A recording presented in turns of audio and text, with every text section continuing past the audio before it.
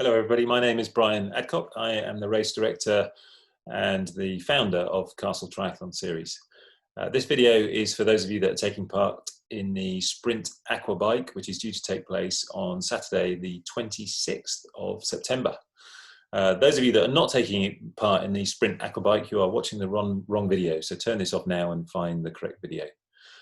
Okay, those of you doing the Aquabike, welcome to the 12th running of the Hever Castle Triathlon. Obviously, slightly different year this year with a backdrop of COVID-19.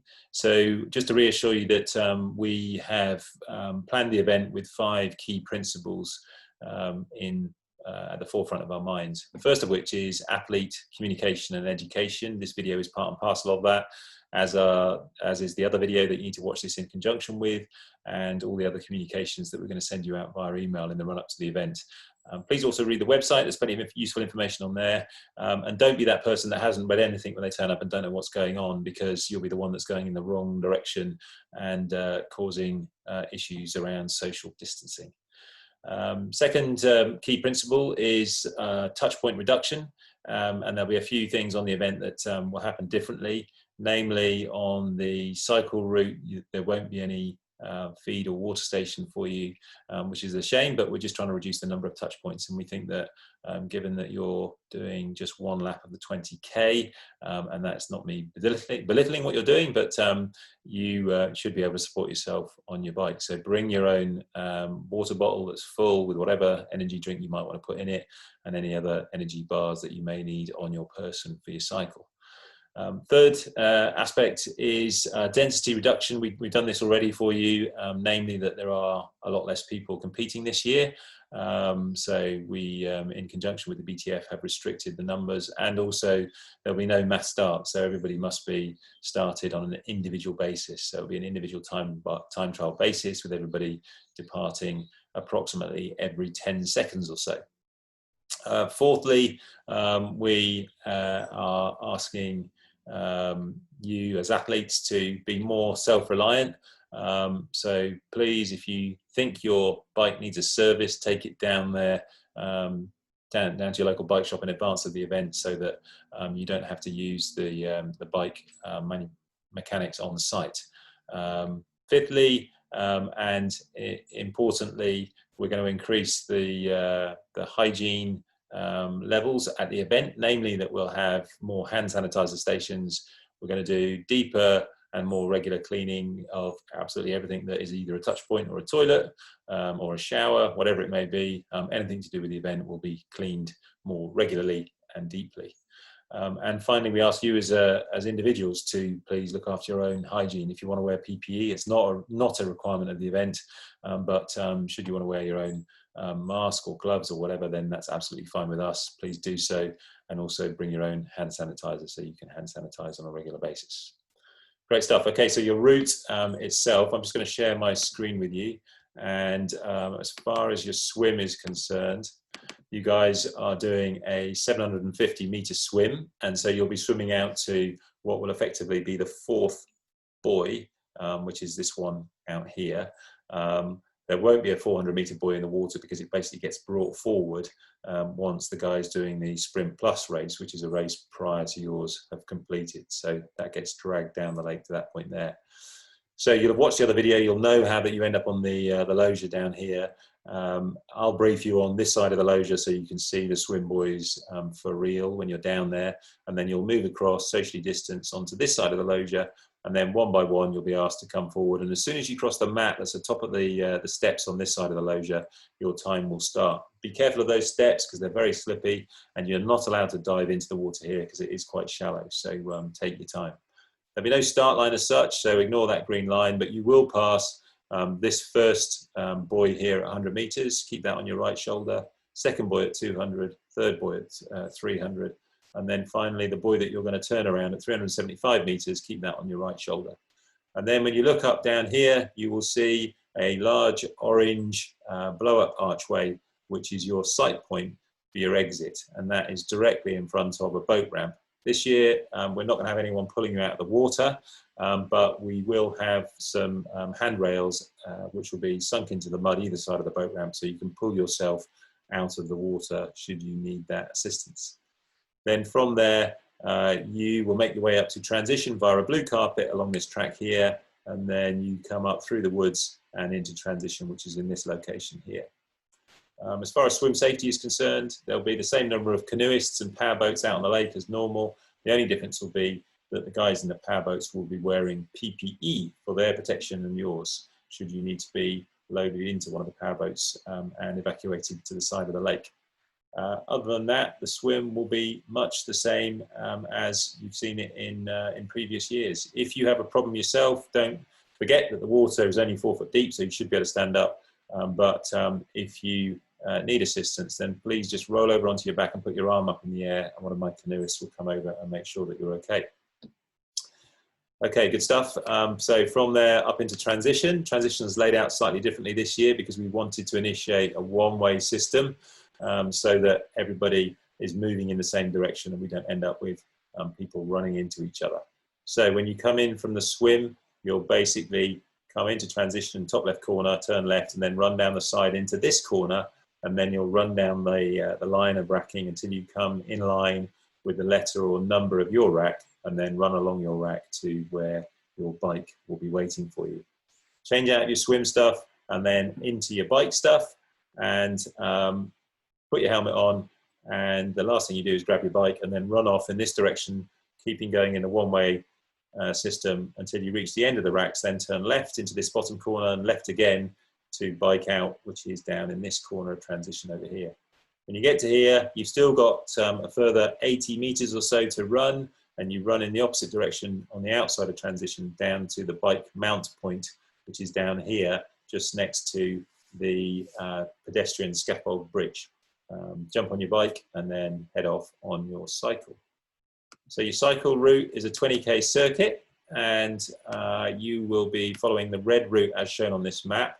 There'll be kilometre markers every kilometre, and you guys are following yellow cycle route signs around the course. So in a bit more detail, this is the edge of transition here. That's where you get on your bike, and then you've got 600 meters or so on the back drive of the estate, which is a narrow tarmac road. It will have a line of cones down the middle. You are allowed to overtake on it, but please maintain your social distancing where you can. And there will be cyclists coming back on as you're exiting, so keep your wits about you. When you get down to this end, there's a couple of cottages here that belong to the estate, and they've got 4 speed bumps in front of them, and you need to just be careful because 2 of those speed bumps will take you off your bike if you are not hanging onto your handlebars at that point. So when you get to the front entrance of Hever, it will be a busy area here, particularly at the time that you guys are scheduled to leave the castle. So keep your wits about you, and just remember that when you get onto the public road, the roads are not closed for the triathlon. They are heavily marshalled and heavily signed, and all the locals know about it, but that doesn't legislate for other motorists coming into the area who will probably be terrified by the number of cyclists that they see. So just stay into the left-hand side of the road at all times unless you are overtaking. So the route in a bit more detail. Oh, and one other thing, it is a non-drafting race, which means that you can't go around in a big group of cyclists. You must maintain a distance of 10 meters between you and the person in front of you unless you are overtaking. So in more detail, you come out of the estate, you turn immediately left, past a church, go around the outside of the Henry VIII Club and drop down. Sorry, let me turn that off. You can drop down to Marshall Point 2, which is in this location here. This is where you'll meet the first of the traffic management marshals. These guys come from a company called Shift, and they are Chapter 8 qualified, which means that they can hold stop-go signs and they can hold the traffic for you. They will, in 99 out of 100 times, get you unimpeded around the corner and hold the traffic, but at certain times when they've held traffic for a long time, which they must let go, you may be asked to slow down or stop, so please obey their commands. So from Marshall Point 2, you climb up what can only be described as a cheeky little hill into the village of Mark Beach, another pub up the top here called the Kentish Horse, and you're going to turn left at that point. This is undulating, it's the High Weald of Kent, absolutely beautiful cycle country, and you carry on down following the yellow signs all the way down here. Don't turn left at this point here. There'll be a large pink sign. That's for the starter tri route, and it's a much shorter cycle route than the one that you should be on. So keep following this down. You come past a large house called Stonewall Park, past a cricket club of the same name, and then you'll turn left and onto Grove Road, which is this road down here. This is undulating. When you get to this point here, it becomes quite steep downhill, and this is the fastest part of the course. And at the end, there is a very sharp left-hand turn, which you'll be traffic managed around. But there'll be a line of cones on the ground, and you guys must pass inside those cones, which will help feed you into the traffic. So please just take care down there. From Severn, you head north into the village of Penshurst, turn left just after the village village hall and the doctor's surgery. No water station out on the cycle course this year for you, so please make sure you carry on your bike what you need in terms of nutrition. And then you guys are going to head north, up the hill, and then when you get to the top of the hill, you will be turned left, downhill through a wood, and up and over a railway at this point here. When you get to Marshall Point 10, that's a traffic managed junction. You're going to turn left. Go steady there, because there is a blind summit on this side of the junction, and the traffic management guys will have their work cut out keeping that safe for you. So listen to what they've got to say. You then go past another pub called the Little Brown Jug. Stay to the north of the railway line, handrail out the whole way down for about 3 kilometres till you get to 11 Alpha. This is probably the most dangerous part of the course. It's about 14.5 kilometres into your cycle. It's a narrow railway bridge. There'll be 2 marshals, one on either side of the bridge, and they will have red flags in their hands. The red flag that faces you is to remind you to slow down and stay tucked into the left-hand side. And the red flag on the other side of the bridge is to warn motorists that there are cyclists coming in their direction. So please be careful as you come down there.